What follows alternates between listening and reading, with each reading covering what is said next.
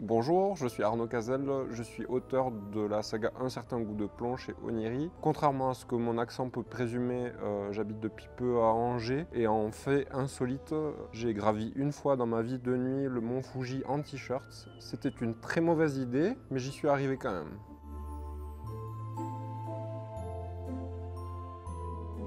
C'est un peu galvaudé ce que je vais dire, mais ce serait peut-être une nécessité dans le sens où j'ai besoin de raconter en fait les histoires et surtout les personnages qui m'habitent. Par contre, contrairement à beaucoup d'auteurs, je pense que c'est une espèce de sacerdoce. C'est assez difficile pour moi d'écrire. J'ai un rythme, comme j'aime bien l'appeler, d'escargot asthmatique. Pour autant, comme je le disais en introduction, c'est vraiment un besoin que j'ai d'écrire.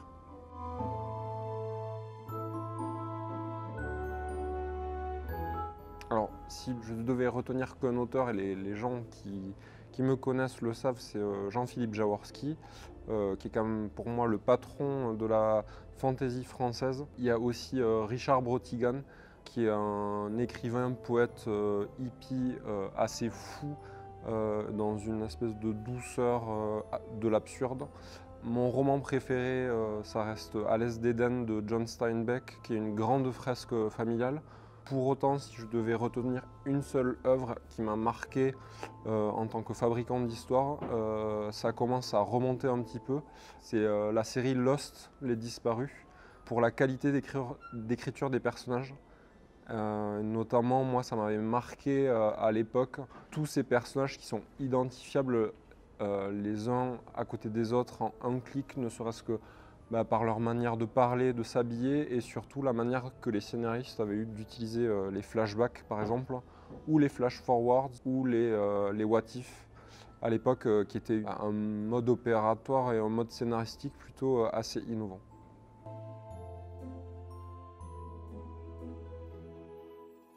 Alors ce qui me plaît le plus, c'est ce fameux pas de côté qu'on peut avoir et notamment ce filtre que ce type de littérature peut provoquer. C'est-à-dire qu'on peut traiter de sujets, je pense, assez graves, mais avec le recul nécessaire du fait que tout est imagé, que ce soit au niveau des personnages qu'on utilise, comme de l'univers, de provoquer des sensations, que ce soit au lecteur ou au spectateur, dès qu'on passe le stade de la littérature, tout en apportant cette sensation de l'absurde, de l'étrange, d'événements ou d'un milieu ou de personnages qui peuvent nous dépasser, nous submerger.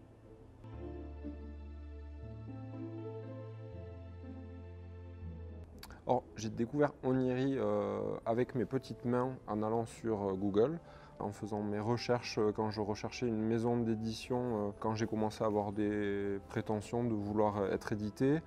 Je suis tombé sur le site internet, j'ai été séduit par l'esthétique. Et avant de m'engager, du coup, j'ai passé commande avec les anthologies steampunk, dont je trouve les couvertures à titre personnel très belles. Et j'ai été séduit aussi du coup par la qualité éditoriale et c'est ce qui m'a poussé à pousser un texte chez Oniri qui est devenu Un certain goût de plomb.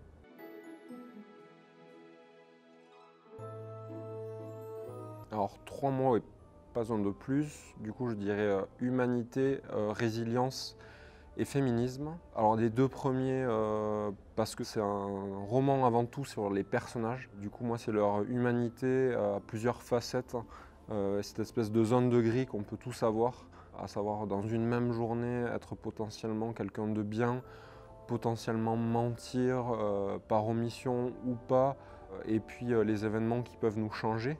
Résilience parce que on a tous été amenés dans notre vie à subir des chamboulements et cette capacité du coup que l'être humain a de pouvoir toujours se relever en espérant apprendre de ses erreurs. Et le dernier mot, je voulais dire féminisme, alors pas par rapport à l'ère du temps ou parce que c'est un mot à la mode ou quoi que ce soit, mais on revient du coup au cœur même de ce que je disais tout à l'heure, c'est sur les personnages. Et moi j'adore écrire des personnages féminins forts. Je trouve que c'est les personnages souvent les plus complexes, les plus durs à travailler et surtout les plus intéressants.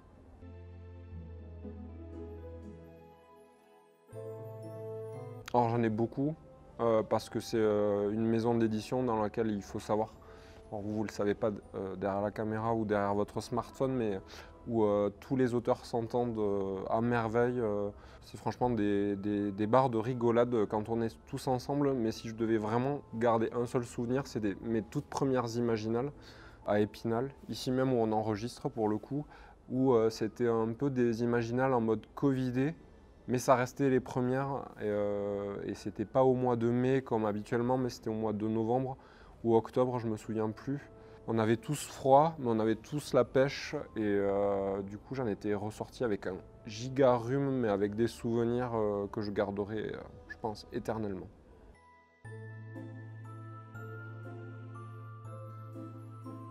La chanson que j'adore, mais que je n'assume pas trop, c'est Les Flamandes de Jacques Brel.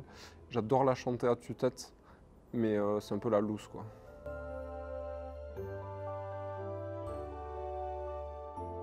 Pour ceux qui ont eu un certain goût de plomb, c'est Zago. Du coup, c'est un père de famille, alors que même moi-même, je ne suis pas père de famille, mais c'est quelqu'un de calme, de posé, d'épicurien, qui n'est pas vraiment courageux, mais qui va jusqu'au bout des choses et qui est capable de se remettre en question.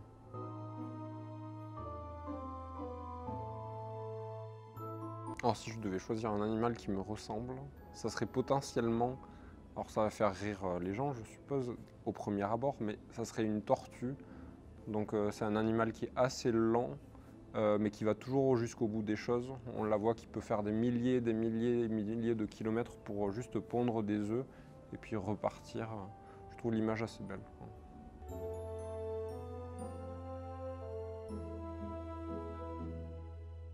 Joyeux anniversaire Oniri, à chacun son imaginaire.